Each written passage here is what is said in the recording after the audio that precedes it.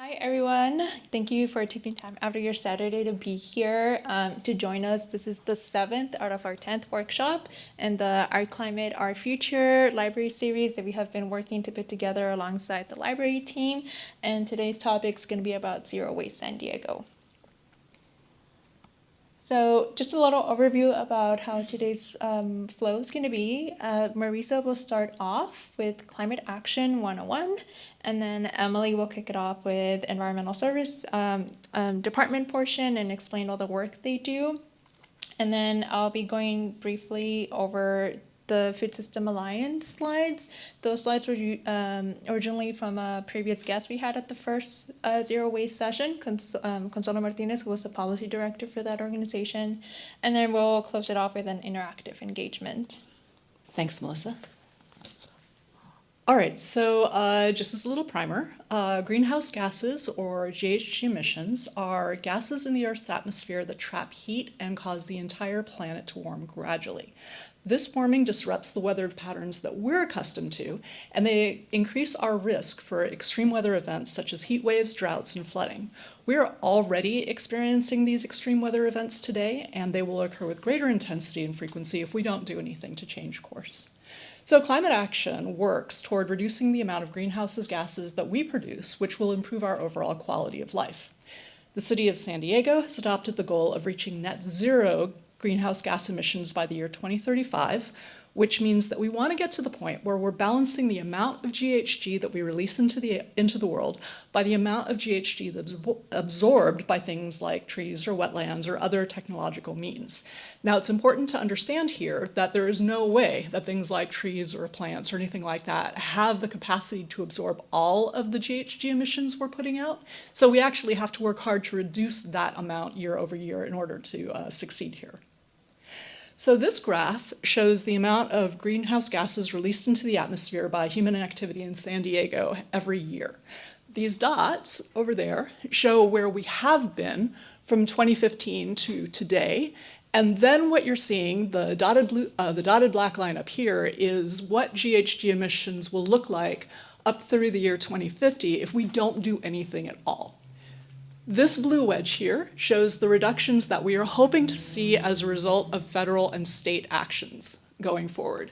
And then these colored wedges represent the reduction in greenhouse gases that we are hoping to see by the implementation of the city's climate action plan strategies 1 through 6.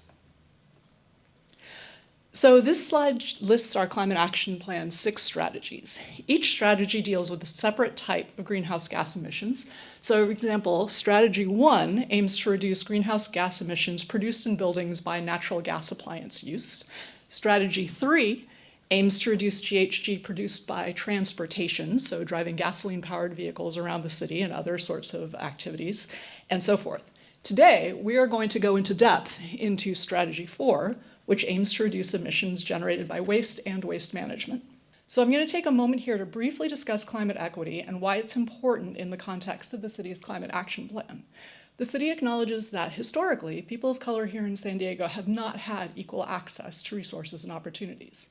This map shows the level of access to resources such as clean air, clean water, affordable transportation options, healthy food, things like that, in communities across the cities of San Diego.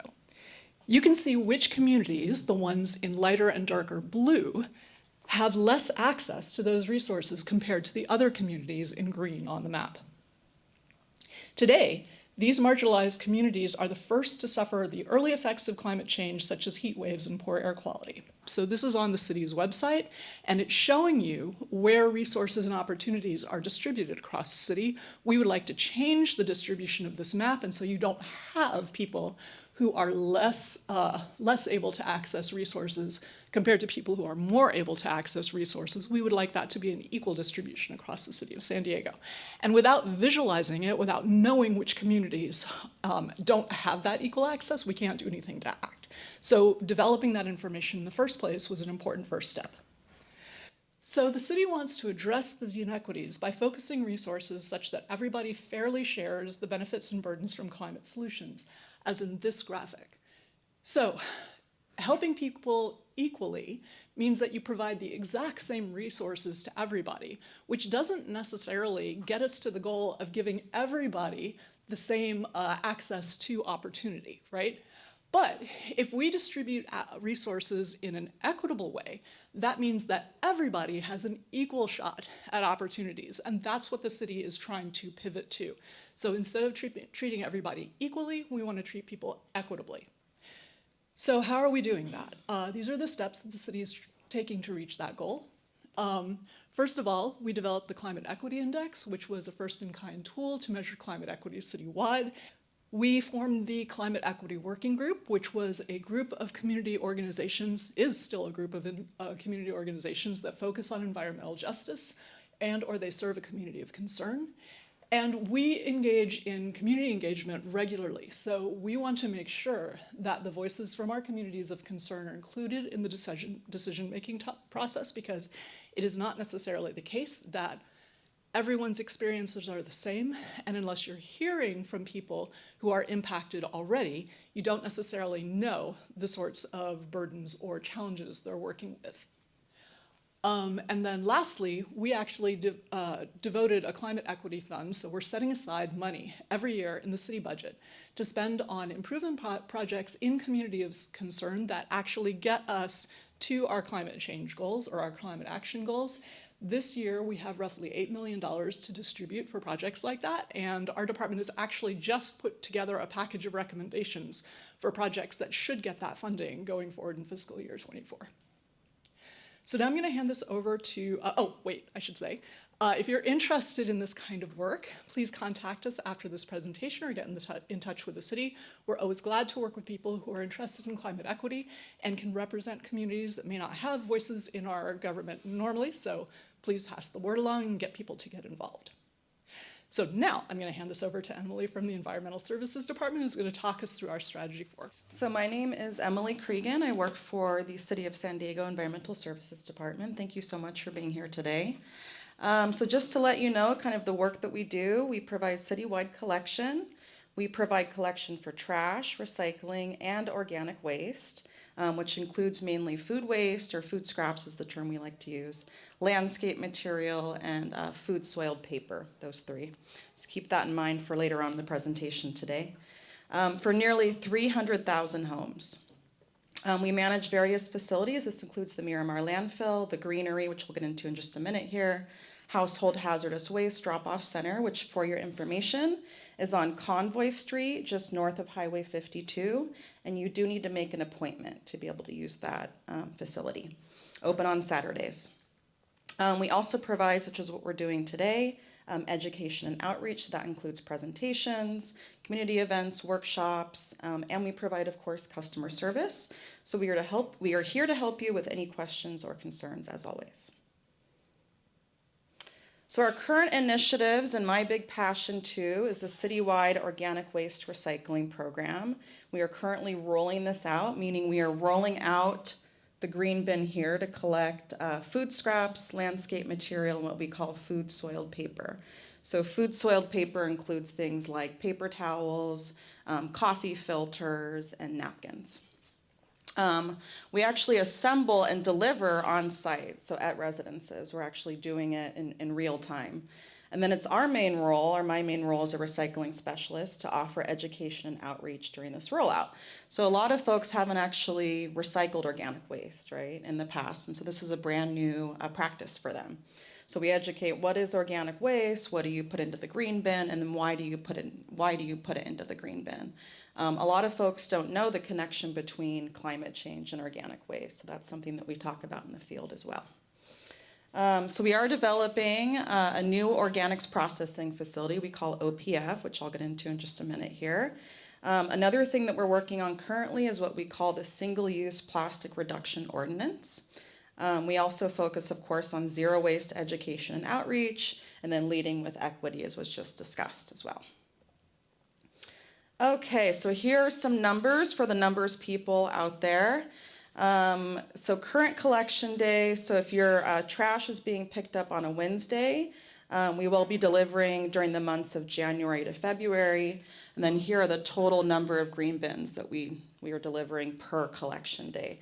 So for again, another example here, so if we pick up your trash on Friday, we'll be collecting between May and June coming up here, with a whopping total of 267,000, a little over. Okay, so to kind of continue this, official city notifications to roll out the green bin were given to every city serviced home. So we sent out letters, for example, letting folks know, hey, this is coming. Tetra Tech, they're our awesome marketing consultants. We've been working on a comprehensive marketing campaign for organic waste recycling. So that includes developing things like billboards, banners, radio ads, also what you see on the side of our trucks here, so information on what's good for the green bin, for example. We have been conducting webinars and workshops throughout the year at libraries in different locations with interpretation services available, of course. And then our partner nonprofits, so I Love a Clean San Diego and Solana Center, they provide education as well on the green bin, including sort of equities. They do target different organizations who really focus on working with disadvantaged and underprivileged folks, and schools and organizations. Okay, so now back to our organics processing facility. So the Environmental Services Department operates the Miramar Greenery. So this is the location. So again, it's located where the landfill is. That's off of highway, just north of Highway 52, off of Convoy Street.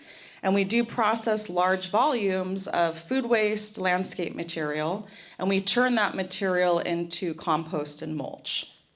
As a City of San Diego resident, you can actually pick up 2 cubic yards of free compost.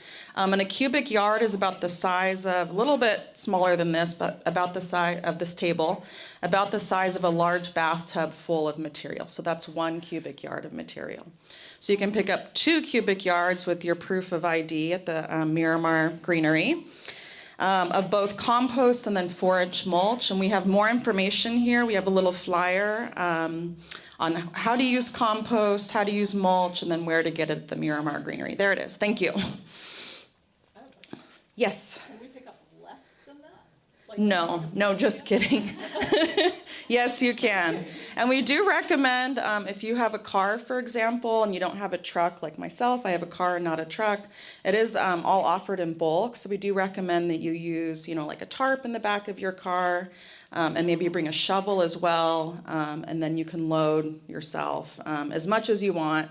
Also, I know Costco or other sort of places have the large plastic bags, so you can bring those if you just have some planters that you want to fill. But yeah, it's 2 cubic yards at a time are free to you as a City of San Diego resident. So composting is an important component of the city's zero waste plan. You might be wondering again, what does waste or what does composting have to do with climate change? Well, 2 main things. So organic waste in the landfill actually creates methane, which is a major climate change contributor. So if we can keep food waste and landscape material out of the landfill, we're actually working to reduce methane emissions. Another important factor is when you use compost and you put it into your soil system, either your backyard or your front yard or your potted plants, you're actually holding, so you're storing carbon. You're storing the carbon that compost is made of. And so kind of 2 main factors. And then another big thing with using compost is it works to retain water within the soil, which is a really important climate change resilience factor, right? As we're kind of getting drier, although not this season, but scientists say we will be getting drier here in different areas. We're actually working to increase the ability for the soil to hold water. So. The existing greenery is located over 74 acres, so pretty large, again, west of the Miramar landfill. So essentially, this is a conceptual rendering, meaning this is what we're hoping to do and what we're planning to do here in the future. Again, this will be located at the Miramar Greenery or right around the Miramar Greenery, where the landfill is also located off of Convoy Street. So we plan to really enhance our current system. So we're going to have more of a pre-processing facility. So that's where we're going to be collecting the food waste that's coming in now with the green bin rollout, and also the landscape material, picking out things, contaminants, so things like plastics and that sort of thing. And then we're going to process it in what we call a covered aerated static pile. So we can kind of see that system here. It's a covered system, covered by a piece of very thick plastic, and then it's usually aerated through air coming in through the bottom of it. And does anyone have an idea as to why we aerate this system? Yes? Yeah, to prevent the methane buildup, to be honest with you, because you've got to have oxygen to have proper metabolic processes with your microorganisms going to prevent, if you don't have the oxygen, you're going to get methane. Yeah, so That's exactly. critical. So just like you and I, most microorganisms rely on oxygen to proliferate, to grow. And so we're really kind of farming microorganisms at the greenery. So what we're doing is we're making sure that they're nice and happy, they're getting enough oxygen, they have the right amount of nutrients, so that's coming from your food waste. And then what comes of that is a really awesome product that we can use in our landscaping and for agricultural and garden purposes. I think we already, oh no, we haven't gone to this slide yet. See, it's all, okay, there we go. So here again, we see the covered aerated static piles, and you can kind of see the wires here and the piping, and again, that's to facilitate the oxygen getting into the system, making the microorganisms happy and growing, and then they're the ones who are actually eating and consuming and breaking down our food waste and yard waste and food soil paper. So the composting facility includes the covered aerated static pile with fixed product conveyance systems for all permitted tonnage, so we are permitted, don't worry. Associated infrastructure includes roads, utilities, stormwater, wastewater facilities, so it is a big project. Here's what we're currently taking in, so about 127,000 tons per year of, again, yard waste, food waste, and what we call food soiled paper. And then additive alternative is what we plan to see as an addition now that we're rolling out the green bin. So now that we're rolling out the green bin throughout the city, we're going to see that addition. So it's a whopping little bit over 251,000 tons there, so quite a bit of material per year. Okay, so you may be asking, well, why do we need this, or what are some of the benefits here? So eliminate the need for the city to export material out of the region. That does cost more climate change gases, right? If we're transporting things farther away, we have to use fuel for that, which creates emissions. And then we're decreasing, so costs for every ton collected. So has anyone heard of SB 1383? Okay. So that's the bill. It's a new California bill, and it is meant to decrease the amount of organic material that's going to the landfill. So that's sort of a big reason why we're actually rolling out the green bin and recycling organic waste and really setting a push for it and a precedence for it. And we're, another big part of this bill is to decrease methane emissions, of course. So that's kind of the main part of it, and then the big piece there being actually recycling organic waste materials. Okay, so we're executing both design phases. Oops, that's a little bit of engineering talk. Simultaneously, and we're streamlining the project implementation schedules. There's a lot going on here behind the scenes. This also provides, this new organics processing facility also provides cost savings to the overall project by executing both construction phases simultaneously to streamline equipment procurement. So a little bit of detailed background there, but I promise we are working here behind the scenes.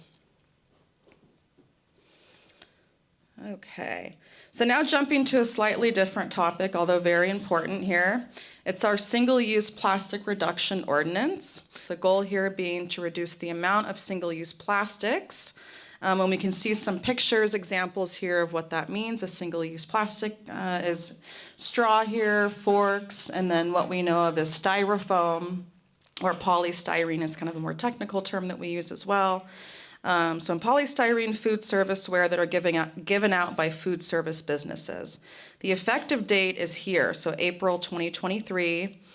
Basically prohibits distribution of polystyrene, again styrofoam, food service ware, and limits businesses from proactively giving out single-use plastics, so such as utensils and straws, unless specifically requested by a customer. So some customers may need the straw for various reasons, and so then they can request it. So that's been a big initiative here with us.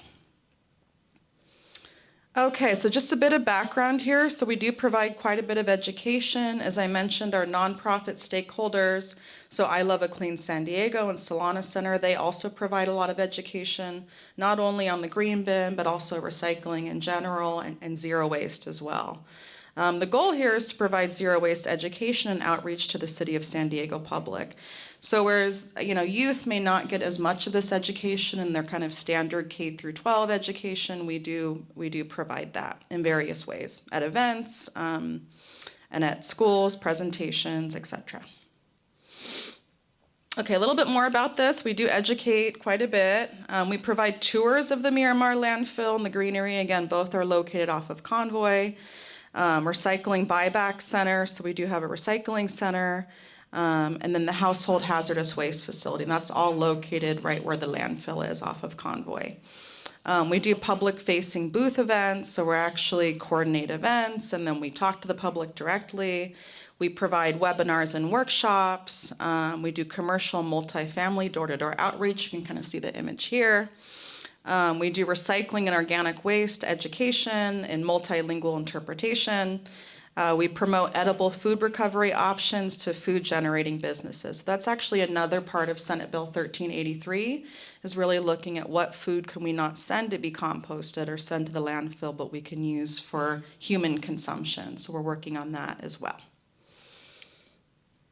Are you saying, excuse me? Yes. If someone donates or has, you say they have an orchard in their backyard, is that what you're talking about on the? Yeah, and that's actually one example, but all sorts of businesses too, well-produced food that they don't end up, that's edible, food that's edible that can go to human consumption first. And the Environmental Protection Agency, the EPA kind of hierarchy says we should be sending food to be eaten by people first, and then one of the latter is to be recycled in the form of composting or creating energy out of food, that sort of thing. Yeah, it's a good question. Okay. So of course we need to lead with equity, right? This was the beginning part of our presentation today as well. So we provide translation and interpretation services during our webinars and workshops. We do have our interpreter there in the back in Espanol if it's needed. We should have mentioned that in the beginning, but here. Translation of educational materials in the top 3 languages spoken in San Diego other than English. This includes Spanish, Tagalog, and Vietnamese. Our call center, too, offers these interpretation services. So if you call us, we do offer that as well. Multilingual recycling and organic waste recycling outreach to both commercial and multifamily sectors. So you may not know this, but the city of San Diego mainly offers a green bin, all of our recycling trash services to residents mainly, City of San Diego residents. And so commercial and multifamily sectors are mainly our franchise haulers. They're the ones that actually do the commercial and multifamily. We mainly, again, do single family residents. And so we do have or offer education and outreach and working with more commercial sectors and multifamily sectors as well, especially as it relates now currently to SB 1383 and organic waste recycling in the green bin. So we're doing education and marketing. Again, I mentioned radio ads in the beginning and banners to everyone.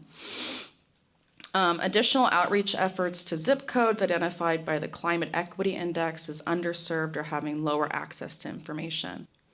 Yeah, so I just wanted to show that we've prioritized Wednesday first because of that's sort of what we've determined as disadvantaged location in communities and underserved communities. That's our first Wednesday rollout for the green bin.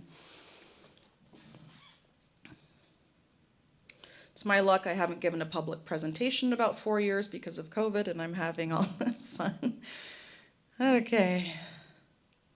And then, so green bin rollout, starting with service areas that did not originally have the green bin service. So again, that falls within Wednesday as well, that I just showed you. Okay, well, I'll be seeing you in a few minutes. I have a few more slides here. It's going to be quiz time for all of us. No, just kidding, but question and answer toward the end here. So thank you very much for your time, and I'll see you in a few minutes. Well, Thank you, Emily. And now I'll be going over the mission of Food System Alliance, which is an organization made up of different advocates, farmers, local food business owners, and policymakers that work together to resolve food issues like food waste, food insecurity, challenges for local food businesses. And these slides were originally from Consuelo Martinez, who is the policy director of Food System Alliance. And unfortunately, she couldn't be here today, so I'll just be going over a brief overview. So back in 2020, Food System Alliance developed the San Diego County Food Vision 2030, which plans to transform food systems over the next 10 years across San Diego. And this vision is divided into 3 goals with 10 objectives and various strategies that aim to address climate change, challenges in local farms and fisheries, and improve the conditions of agricultural workers. And it also plans to improve access to healthy and nutritious food for everyone across San Diego and reduce food waste. And in this visual, this flow chart that you see here, you can see all the different processes and sectors involved in the food industry, from farming to processing to distribution, all the way until the food gets to your table.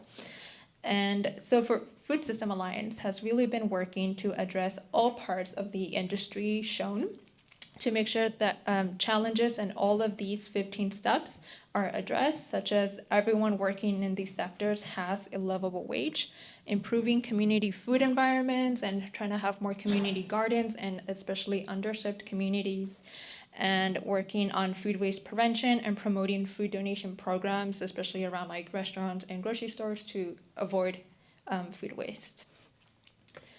And this work that Food System Alliance is working on does align with strategies 4 and 5 of the Climate Action Plan. So strategy 4 today, which is focusing on reducing waste and requiring, again, the food donation programs that Food System Alliance is currently working on, and improving access to healthy food for all. And then strategy 5 on having land for food production and including community gardens and climate smart agriculture. Now I'll pass it over to Hector to go over what steps you can take. Hi everyone. What steps can you take today to strive for zero waste? Try composting your food waste. Use old towels or t-shirts instead of single-use paper towels when cleaning up a mess. They're very good in the garage. If you have an oil spill, you can use an old t-shirt. They're really good if you put under a mat outside and you can wipe your feet before you come in. They're actually really good as well to clean instead of using paper towels. Avoid buying from fast fashion brands. Try thrifting. Use conditioned clothes as an alternative. Avoid single-use plastic whenever possible. Use a reusable water bottle. Familiarize yourself with what should go in the trash, recycling, and organic waste recycling bins to make sure your waste correctly sorting your waste.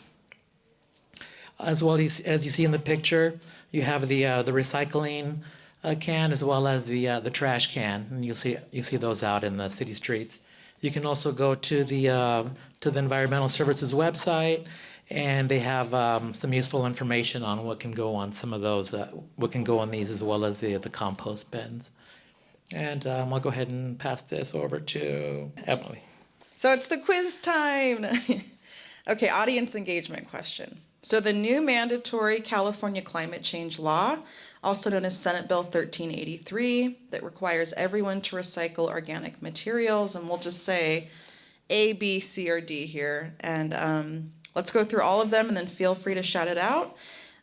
So A, decrease the amount of organic waste materials in the landfill and reduce climate change gases. B, increase climate change gases. C, decrease plastic waste in the landfill. Or D, I don't know. So we're looking at kind of the best answer here. Decrease. Okay, A, very good, very good. Okay, another audience engagement. Only the following should go into your green organic waste recycling bin. So A, yard trimmings, pet waste, and recyclables, so including things like glass, aluminum, plastic, and paper. B, food waste, bricks, and cardboard. if you're, yep. C, getting some giggles out here. So I think we all learned something today, or we knew it coming in, so that's good.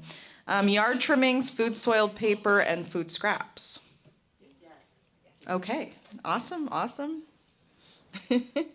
Okay, maybe a little bit trickier here, hopefully not too tricky, a little bit trickier. Can you find what doesn't belong in the green bin? And feel free to shout it out. Plastic fork, very good. Food container, and why the food container? Because it's kind of papery. Could be coated in plastic, right? Unfortunately, yes. There's a plastic bag in there too. Excellent, plastic bag. Anything else might be a little bit harder to identify, maybe? Ziploc bag, zip in the corner. Ziploc bag. And we actually, some of these bags may look compostable, and unfortunately, currently, we don't accept compostable bags either, because we found that some aren't actually compostable in our system, unfortunately. So we don't. We accept compostable like containers.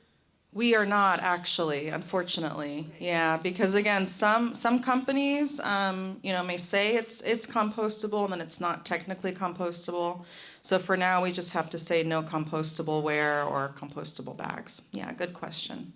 I think I see canned corn, or I mean, how about canned foods? Come to think of it. So Like canned beans and canned asparagus and. yeah, any of that food waste definitely can go into, yes. The actual can itself, of course, should be given a little rinse and gone into your blue bin or your recycling bin. Oh, I was wondering if someone was going to catch that. Yes, yes. So if you do remember, I know it's a lot of steps here and it's a lot of new information. No, good catch, good catch. We see a couple different stickers. And why not these stickers then? I know, made of plastic, right? So again, our little microorganisms that we're farming have a really hard time getting to that material. Yes. What about that little, maybe Chinese food, white box? It has a little wire, usually. Yeah, sometimes, and unfortunately, we can't actually take either the wire, of course, or the box itself in our green bin, because often these boxes, not always, but often they're lined with a coating of plastic. And that makes it really hard for it to break down in our system. So we just say, please no, none of these boxes, unfortunately. And often they can't be recycled either because, of course, they had food waste in them. So this would be a landfill option, unfortunately. Things may change with industry in the future, and that could, things could evolve. Yes, sir. Is there anything you accept or don't accept that's any different than what we could compost ourselves? Yes, so actually this question too was asked earlier. So things like bones and kind of the extras of meat, so a little bit of extra fatty type material, we can take that in our bin. Also things like palm fronds and succulents, although we're not hoping for, again, large volumes of this material, but we also take cheese. So any kind of like moldy cheese or not moldy cheese. I know for me sometimes my cheese will get left behind in the pull-out container in the fridge, and then it gets moldy, and that we can accept in the green bin, which you may not want to compost at home. What about things like vines? Yeah, we will take things like vines, yes, happily. And even if you only have a little bit of material to put into your green bin every week, please just roll it on out. We will take that.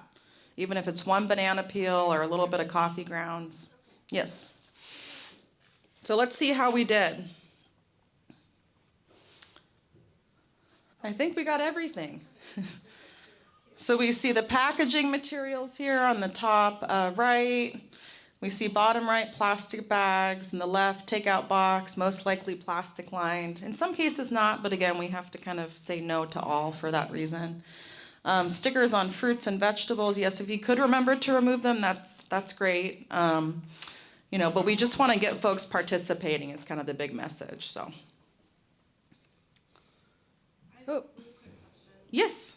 So does anything with like print and ink have an impact? Like if it was more paper than a box of plastic, but it had like things printed on it? Yeah, or like newspaper, right?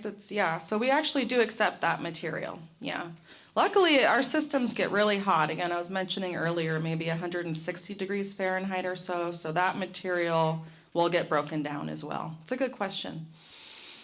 I know that many of us don't read newspapers anymore, unfortunately, is the paper part of it. Online maybe, but. But yes, we do take newspaper, we take paper bags. You can always line, so we are giving out kitchen pails for City of San Diego residents with the green bin.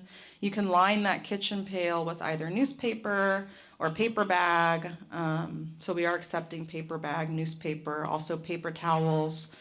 I know it's another little rule, but hopefully paper towels that aren't used to do like Windex or aren't used to clean the windows, for example. So paper towels that are just used maybe as a napkin or to wipe down your counter. Hopefully stuff not saturated in chemicals, but we are taking paper towels, all sorts of things. Yes, I know this may not be appropriate for like you to answer, but I'll do my best, and if not, I can connect you with someone else on my team. yeah, because I know how you mentioned that you were only concerned with like the city residents that are getting city services, but like for everybody that's living in multifamily dwellings, apartment complexes, and those are all franchised out. How does is the city? I know that the state has this rule. Will the city of San Diego allow those franchise waste companies to also use the same plants that you have to compost and whatnot? Like, what is the plan? Like, how will these other places in the city start doing composting and whatnot? And that's a really good question. Thank you for bringing that up. So the franchise haulers should provide the resident at a multifamily complex unit information on what they can and cannot take. It's generally about the same, I would say, in terms of food scraps and landscape material, but it can vary within what they accept. Definitely, yeah. So, and information, again, should be provided by Republic or EDCO or whoever your waste hauler is. And they should also be doing composting, they should also be providing us with green bins? Is that what you're saying? Yes, Okay. yes. Yeah, so it is now state law that it may not be green, it could be brown, or it could be likely not black, that tends to be the trash bin. It could be another color. Certainly City of San Diego residents were using the green bin, but it could be a variant, maybe orange. But education should be provided on the bin and then somewhere on the website. And I am surprised, I don't believe it's mandated, but I am surprised they're not also offering information through the mail, like some sort of letter to let you know exactly what's being accepted and what's not. So I can go back to my team too and ask them about that, because we do work with the franchise haulers. Oh, okay. Yes. Yeah, the education, communication, very important. It's a new practice for a lot of folks. It just is. It's a brand new practice. So what I do at my home is I do use a Ziploc, at my apartment I should say, I do use a Ziploc, and I have EDCO. So I use a Ziploc bag, and then I just put my eggshells, my banana peel, any of my scraps, my old bread, my moldy cheese, for example, and then I put that into my freezer. It kind of sits nicely because it's not too, you just put it, and then I would say 4 to 5 days or so, I just take it out to the green bin. Then I just dump it, and then I reuse that Ziploc. So you can use, I wasn't given a kitchen pail. I live just outside of the city of San Diego. I know, just outside, and I'm not a single family either, so single family resident. So sharing some personal information. But for a lot of us who do live in, multi-family complexes, you can use yogurt container, you can use a Ziploc bag. You don't need to use the fancy kitchen pail that we've been handing out. Although it is a good step in kind of encouraging folks, do put your food waste in here and then directly into your green bin. And then just give it a wash, or you can use, again, that if you go out to fast food and they give you a paper bag, or Chipotle, I just went there the other night, they give you a paper bag with your burrito. You can use that as a liner in your kitchen pail and then dump the whole thing. So it's going to be a new set of kind of practices and way of living for a lot of us. So, yes, a lot of questions. Okay. You have the city not give you a kitchen pail? Because frankly, if you use any of these alternative strategies, it's just another bit of wasted plastic.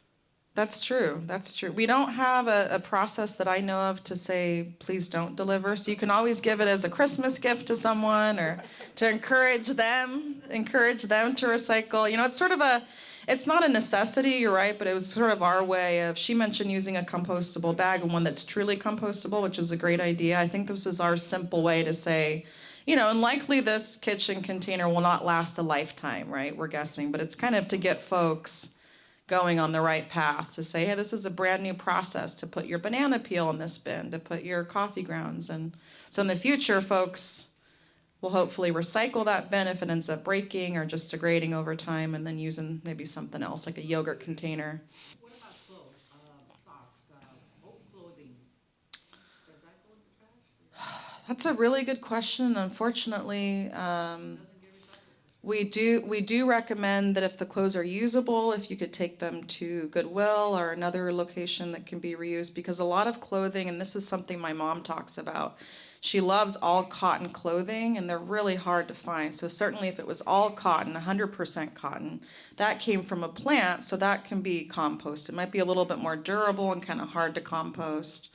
But a lot of clothing, unfortunately, if you check your own, back of tag for clothes, a lot of it's not only cotton, it's synthetic material.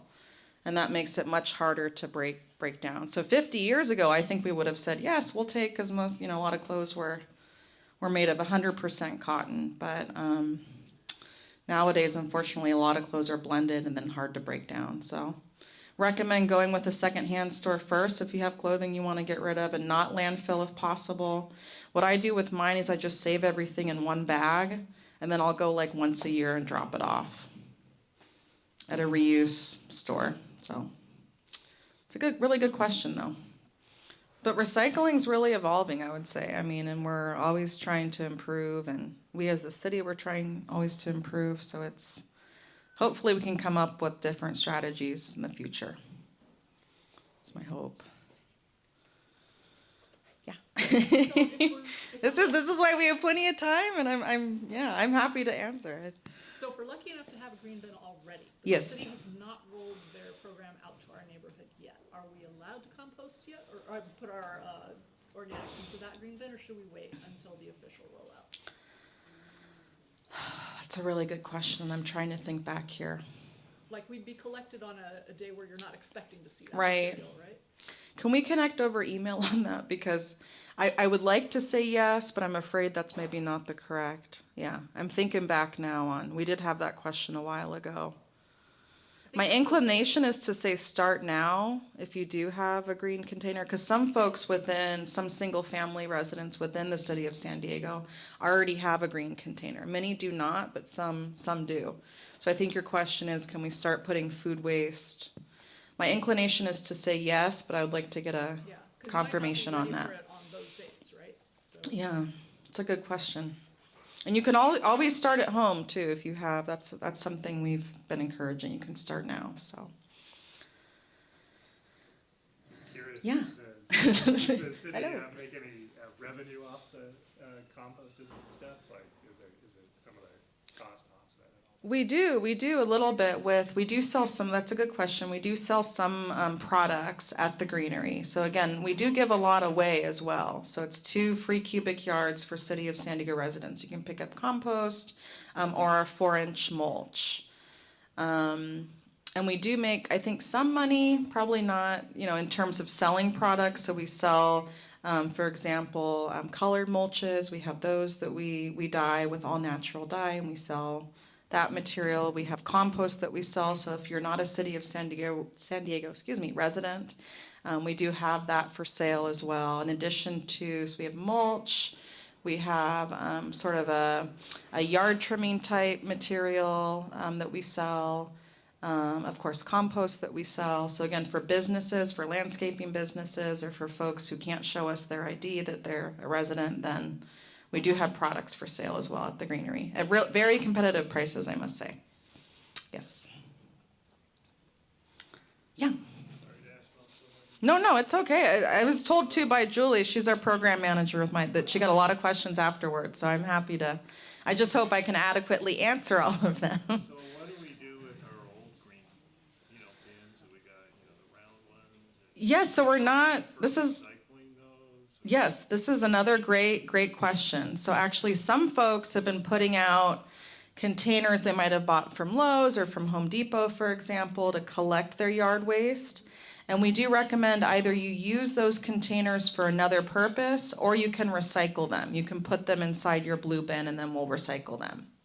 They might be bigger. So Or you can put them right next to your blue bin, and I've heard too that our collections will pick that up as a one-time. So that's, and I've heard other cities, like in Oregon, I think Portland's done something similar. They've downsized the black bin and then increased the size of the green bin. We're not quite there yet as far as I know, but hopefully in the future. It's a good question, because now that we're kind of pushing more toward recycling, I mean, we actually get the question too in the field a lot when I do the rollout and education in the field. What do I put into my black bin now? What goes into my black bin, right? If I'm no longer putting my food waste or my landscape material here. And we tell folks it's just mainly the crinkly materials, the stuff you can kind of crinkle. So that would be things like chip bags, wrappers, pieces of plastic. So, but you're right, that may not be a lot, especially for folks that don't eat a lot of chips or candy or stuff that's in. Then the kind of more rigid stuff you want to put into your blue bin, right? So things like containers, glass containers, cardboard, not the crinkly stuff. So that's, and probably very well sorted as well. So we really do appreciate that, actually. Yes, it all makes a difference. It really does. So if there was some type of supplemental material that the department could provide that would help us educate Mm-hmm. kiddos. I would love to provide you some flyers, where the parents can pick up compost and mulch, why to use it, how to use it.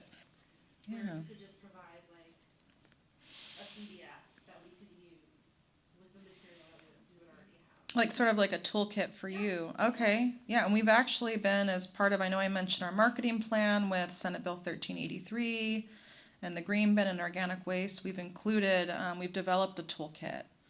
And we've actually been in talks, so, gosh, I didn't mention that, I'm sorry. There's a lot to talk about today.